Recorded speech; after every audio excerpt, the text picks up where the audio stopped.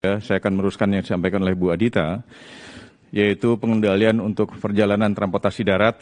Yang pertama, hal yang dilarang dulu. Saya akan menyampaikan bahwa hal yang dilarang, pertama adalah kendaraan bermotor umum dengan jenis mobil bus dan juga mobil penumpang.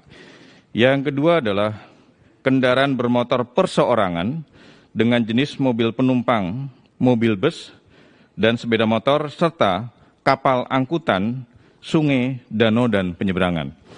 Kemudian ada pengecualian bagi masyarakat yang boleh melakukan perjalanan, yaitu yang pertama adalah yang bekerja atau perjalanan dinas untuk ASN, pegawai BUMN, pegawai BUMD, Polri, TNI, pegawai swasta yang dilengkapi dengan surat tugas dengan tanda tangan basah dan cap basah dari pimpinannya. Kemudian berikutnya adalah kunjungan keluarga yang sakit. Kemudian kunjungan duka anggota keluarga yang meninggal dunia. Kemudian ibu hamil dengan 1 orang pendamping itu juga masih diperbolehkan untuk melakukan perjalanan. Kemudian kepentingan melahirkan maksimal 2 orang pendamping, serta pelayanan kesehatan yang darurat. Kemudian untuk pengecualian kendaraan yang masih boleh melanjutkan perjalanan, yang pertama adalah kendaraan pimpinan Lembaga Tinggi Negara Republik Indonesia. Kemudian berikutnya adalah kendaraan dinas operasional berplat dinas, TNI, dan juga Polri. Kemudian berikutnya adalah kendaraan dinas operasional petugas jalan tol. Itu juga masih harus menjalankan tugas tentunya. Kemudian kendaraan pemadam kebakaran, ambulan, dan mobil jenazah. Kemudian mobil barang dengan tidak membawa penumpang. Jadi khusus hanya mobil barang yang membawa barang saja, bukan untuk membawa penumpang. Seperti kasus yang tahun lalu banyak mobil barang yang digunakan untuk membawa penumpang, itu tidak boleh. Kemudian berikutnya, kendaraan yang digunakan pelayanan kesehatan darurat, ibu hamil, kemudian anggota keluarga intinya, itu juga akan mendampingi. Kemudian kendaraan yang mengangkut repatriasi pekerja migran Indonesia, warga negara Indonesia, dan pelajar mahasiswa yang berada di luar negeri, serta pemulangan orang dengan alasan khusus oleh pemerintah sampai ke daerah asal, sesuai dengan ketentuan yang berlaku. Kemudian sebagaimana disampaikan tadi oleh Ibu Adita, menyangkut masalah wilayah aglomerasi atau lingkungan perkotaan. Jadi untuk kawasan perkotaan, ada beberapa daerah yang sudah kami skip di dalam peraturan Menteri Perhubungan tadi, yang masih boleh melanjutkan atau melakukan kegiatan pergerakan, adalah yang pertama untuk wilayah aglomerasi Medan, Binjai, Deli Serdang, dan Karo. Kemudian berikutnya untuk wilayah aglomerasi atau wilayah perkotaan Jabodetabek, kemudian Bandung Raya, kemudian Semarang, Kendal, Demak, Ungaran, dan Purwodadi.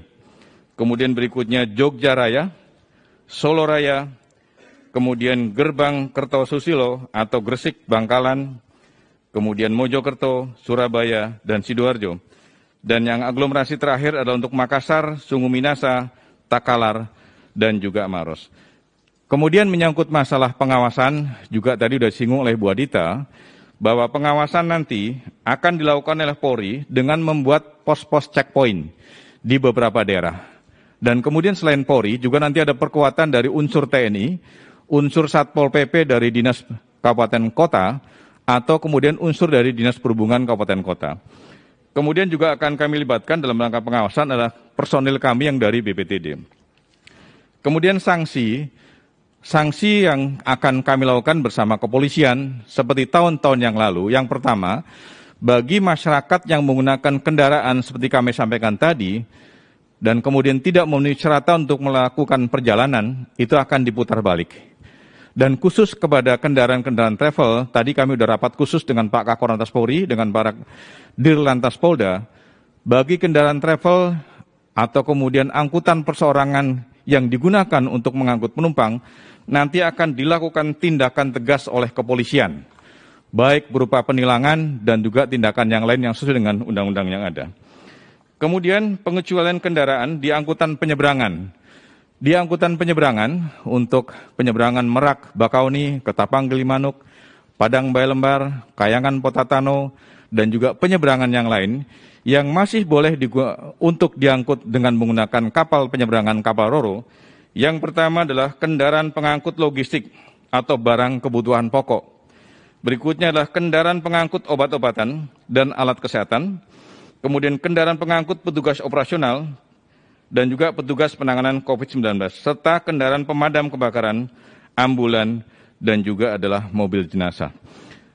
Kami kira dari sektor perhubungan darat ini yang bisa kami sampaikan, dan nanti dalam pelaksananya kami bersama Korlantas Polri, bersama TNI, bersama juga dengan Pol PP dan juga Dinas Perhubungan Kabupaten Kota, dari mulai tanggal 6 kami sudah akan memasuki beberapa pos checkpoint yang dibangun oleh Polri.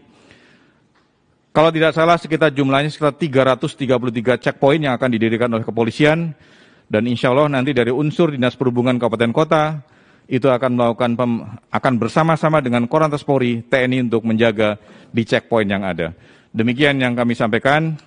Selanjutnya Pak Dirjen Laut akan menyampaikan di sektor perhubungan laut.